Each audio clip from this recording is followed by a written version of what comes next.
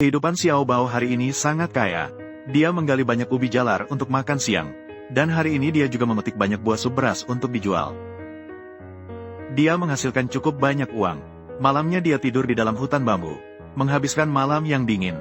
Pagi-pagi Xiao Bao keluar dari rumah kecil yang dia tinggali kemarin. Memulai kehidupan hari ini. Anak-anak ini tidak memiliki orang tua. Mereka hanya bisa mengandalkan kerja keras mereka sendiri. Agar bisa menghidupi diri mereka sendiri. Hari ini Xiao Bao bersiap untuk mengambil beberapa barang rongsokan di bawah jembatan. Dia menemukan sebuah panci tua yang dibuang orang lain. Xiao Bao sebelumnya bahkan tidak memiliki panci. Panci tua ini memberi dia cara baru untuk memasak di masa depan. Dia bisa memasak makanan matang di dalam panci itu nanti. Xiao Bao membawa panci tua ini ke sebuah genangan air. Bersiap untuk membersihkannya. Setelah dia mencuci sebentar, dia mengikis beberapa noda di dasar panci dengan kapak. Kemudian dia menyadari bahwa air di sini cukup keruh. Jadi dia mengambil panci itu, bersiap untuk pergi ke tempat yang lebih bersih untuk mencucinya.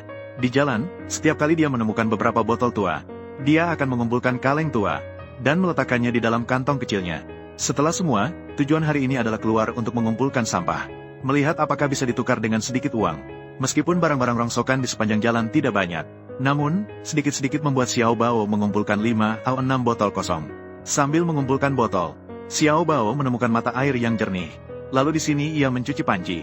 Karat di sekitar panci ini sulit dihilangkan. Namun, masalah kecil ini tidak sulit bagi Xiao Bao yang cerdas. Ia mengambil beberapa kerikil dari air dan menaruhnya di dasar panci. Lalu mulai menggosoknya. Kemudian Xiao Bao menekan tutup panci ke atas kerikil. Menggosok dengan kuat. Kemudian balik ke sisi depan. Menggunakan tangan untuk membersihkan beberapa detail lagi. Sepertinya hasilnya cukup baik. Setidaknya sudah menghilangkan beberapa karat. Setelah selesai, ia pergi ke tepi hutan bambu yang tidak jauh. Ia mengeluarkan botol kosong yang dikumpulkannya dari dalam tas. Ia juga meletakkan panci di sini. Lalu ia membawa tas kecil dan kapaknya menuju ladang. Di ladang jagung ini sering tumbuh beberapa ubi jalar. Bukan ditanam oleh manusia, melainkan tumbuh secara alami di alam liar. Jadi pemilik ladang jagung ini, seringkali juga mengizinkan anak-anak gelandangan ini untuk datang ke ladang. Menggali ubi jalar untuk dijadikan makanan. Karena nutrisi yang dibutuhkan ubi jalar di ladang jagung, sebagian besar diambil oleh jagung di sekitarnya. Jadi, ubi jalar yang digali Xiao Bao di ladang jagung kebanyakan berukuran kecil. Jadi, ketika Xiao Bao menggali hingga ke bibit ubi jalar di luar ladang jagung, dia baru menemukan banyak ubi jalar yang besar. Xiao Bao dengan susah payah menggali ubi jalar ini, kemudian memotong batang dan daunnya dan meletakkannya di dalam keranjang. Dia juga menggali beberapa ubi jalar di sekitarnya. Lalu dengan puas dia mengangkat tas kecilnya. Menuju ke mata air yang jernih sebelumnya. Datanglah ke musim semi. Xiao Bao mengisi banyak air ke dalam tas kecilnya. Kemudian mencuci ubi jalar di dalam tas. Setelah dicuci, ubi jalar ini sepenuhnya bersih dari tanah. Terlihat merah cerah. Dengan penampilan yang menggoda, membuat orang merasa sangat lezat. Xiao Bao kembali ke hutan bambu sekali lagi, mengambil panci yang sebelumnya dia temukan. Kemudian mencuci ubi jalar satu persatu hingga bersih, lalu meletakkannya di dalam panci kecil ini. Hari ini adalah pertama kalinya Xiao Bao memasak makanan dengan panci. Ini juga merupakan hari yang sangat bermakna. Cuci bersih semua ubi jalar.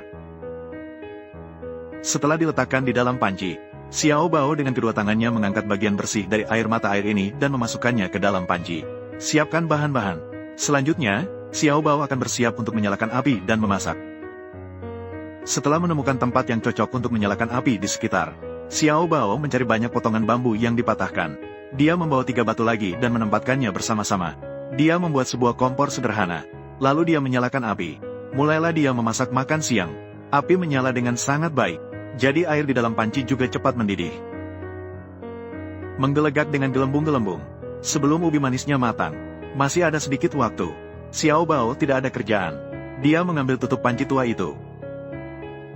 Dia berjalan ke batu di samping, menggunakan kapak untuk meratakan bagian tutup panci yang bengkok. Dia memukulnya agar lebih rata. Namun Xiao Bao merasa kapaknya masih kurang efektif.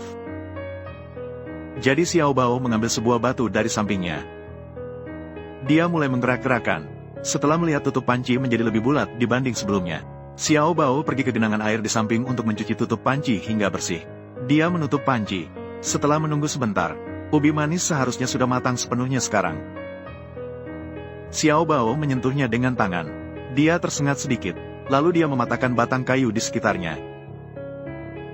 Xiao Bao menusuk-nusuk dengan sebatang kayu. Setelah melihat daging ubi di dalamnya sudah lembut, Xiao Bao kemudian mengangkat panci dengan daun rumput sebagai alas.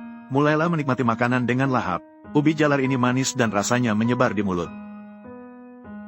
Xiao Bao semakin semangat makan. Ubi jalar yang lengket dan panas membuat Xiao Bao terus menghembuskan napas. Benar-benar makan siang yang lezat. Setelah menyelesaikan makan siang ini, Xiao Bao menutup-tutup panci. Lalu dia menggunakan sebatang kayu untuk menutup panci. Kemudian dia meletakkannya di dalam hutan bambu sebelumnya. Dia juga menutupnya dengan banyak daun rumput, untuk mencegah orang lain mengambilnya. Karena hari ini hanya menyelesaikan makan siang.